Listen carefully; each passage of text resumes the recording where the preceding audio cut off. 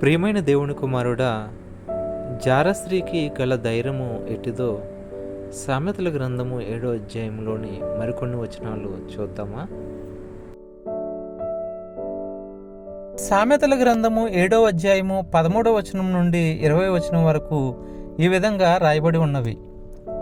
అది వానిని పట్టుకుని ముద్దు పెట్టుకునేను, సిగ్గుమాలిన ముఖము పెట్టుకుని ఇట్లనేను, సమాధాన బలులను నేను అర్పింపవలసి ఉంటిని, నేడు నా మ్రొక్కుబళ్ళు చెల్లించి ఉన్నాను.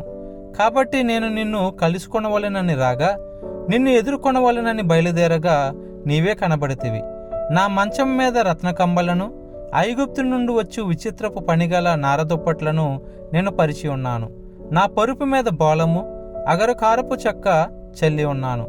ఉదయము వరకు వలపుదేర తృప్తి పొందుదుము రమ్ము, పరస్పర మోహము చేత చాలా సంతృష్టి నొందుదుము రమ్ము. పురుషుడు ఇంటలేడు, దూర ప్రయాణము వెళ్ళి ఉన్నాడు. అతడు చొమ్ము సంచి చేత పట్టుకుని పోయెను, పొన్నమి నాటి వరకు ఇంటికి తిరిగిరాడు అనెను.